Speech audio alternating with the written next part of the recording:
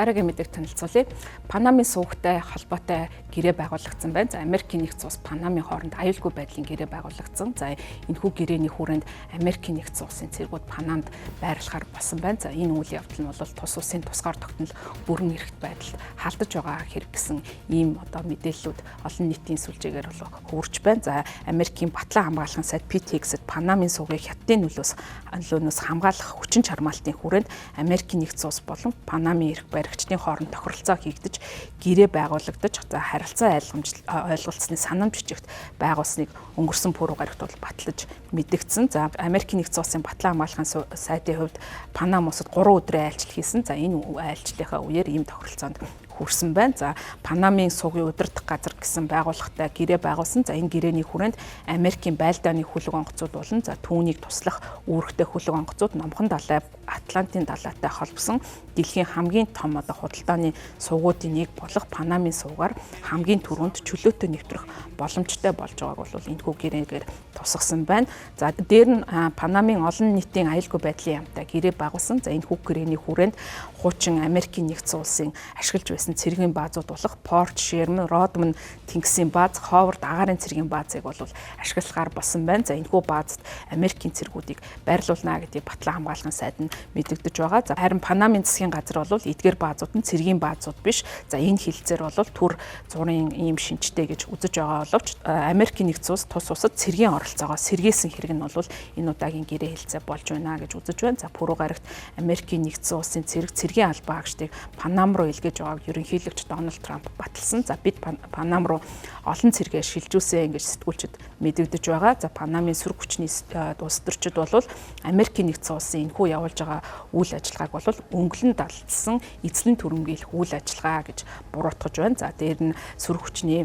өөр хөдөлгөөний намын түргүүнд Рикардо Ламбана лав гарагт бол мэдэгдэл гаргаж олон нийтийн сүлжээнд бол бичлэг тавьсан. За энэ үеэрээ Америкийн нэгдсэн улс болон Панамын хооронд байгуулсан харилцан ойлгомжлолын санамж бичгийг буу дугурлахгүйгээр Панам улсыг эзлэн түрэмгийлсэн хэрэг явдал боллоо гэсэн ийм мэдээллийг хэлж байгаа. За Америкийн нэгдсэн улсын хувьд 1977 онд байгуулсан Тохорис Картерийн гэрээний дагуу Панам дахь Америкийн цэргийн баазуудыг бол 1999 онд нүүлгэн шилжүүлж хаасан. За ингээд Панамын сувгийн хяналтыг бол бүрэн Панам улсад бол өгсөн. За дээр нь бол Америкийн нэгдсэн улсын хувьд бол Латин Америкийн орнуудын улс төрт бол өөрийн байдлаар нөлөөлж ирсэн. За ингэхдээ тэдгээр улсуудад бол өөрийн төлөөний удирдлагыг гаргах улс төртөнд оролцох ийм бодлогыг хэрэгжүүлж байсан. За тухайлх юм бол 1989 онд Панамыг удирдах байсан Мануэль Норерегог огцруулахын тулд шудраг үйл нэртэй ийм ажиллагаа явуулсан. За энэ үеэрээ Панамын сувг руу бол товтлогоо явуулсан. За энэ ажиллагааны үед бол Америкийн нэгдсэн улсын цэргүүд Панамын олон мянган энгийн иргэдийг хөнөөж орон сууц дэд бүтцийг нь сүйтгэн бөмбөгдсөн ийм асуудал болсон. За үүнээс болоод бол Панамын иргэд бол Америкийн талаар нэлээд сөрөг ойлголттой байдаг.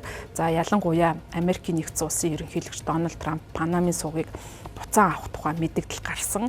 За энэтэй холбогдуулан иргэд нь бол маш их дургуутсаж бухимдаж байгаа юм байна. За Дональд Трампын хувьд бол 1-р сард ерөнхийлөгчийн тангаргийг өргөж ерөнхийлөгчөөр 2 дахь бүрэн эрхийн хугацаагаа эхлүүлсэн. За энэ үеэрээ бол нэгэн мэдээлэл гаргасан нь энэ Панамын сувг дээр бол хятадын оролцоо маш их олон их байна.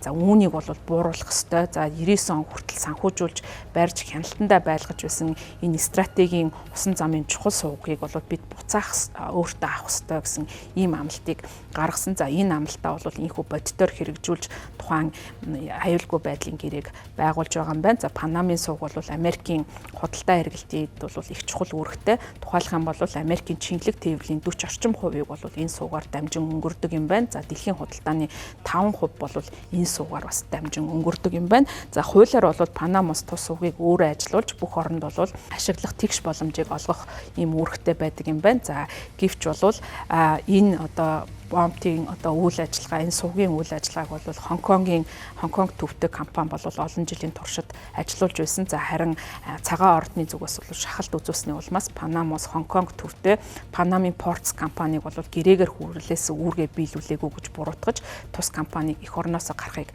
шаардсан. За ингээд бомтуудын толгой болох SK Hutchison компани өнгөрсөн зад 23 орны 43 бомт түүний дотор Панамын суугдах 2 бомтыг Америкийн нэгдсэн улсын asset management-ийн компани болох BlackRock тэргүүтэй консорциумд 19 тэрбум $ын бэлэн мөнгөөр худалдах гэрээ байгуулснаа зарласан. Өөрөөр хэлбэл энэхүү гэрээгээр дамжуулан Америкийн нэгдсэн улс энэ Панамын суугт бол эдийн засгийн оролцоогоо бүрэн тогтоож байгаа. За үүнтэй холбогдуулан бүгд найрамд хятад ард улс тухайн асуудалд бол бухимдаж байгаагаа илэрхийлсэн. За Панамын суугийг бол олон улсын байнгын төвийг сагсан гарц гэж байлгах ёстой гэсэн ийм байр суурийг илэрхийлж байгаа. За юутаач бол бүс нутаг дахь Америкийн нэгдсэн улс болон одоо хятадын хоорондын өрсөлдөөн за хин нь одоо нөлөөгөө тогтоох вэ гэсэн энэ өрсөлдөөн бол хүчтэй өрнөж байна. За ялангуяа дэлхийн стратегийн одоо гол томоохон гарцууд болох за үүнийг бол боомлох гэж нэрлэдэг. За эдгээр цэгүүдэд бол эдгээр орнуудын өрсөлдөөн бол ихээхэн хурцтаж байгааг Панамын жишээ харуулж байна.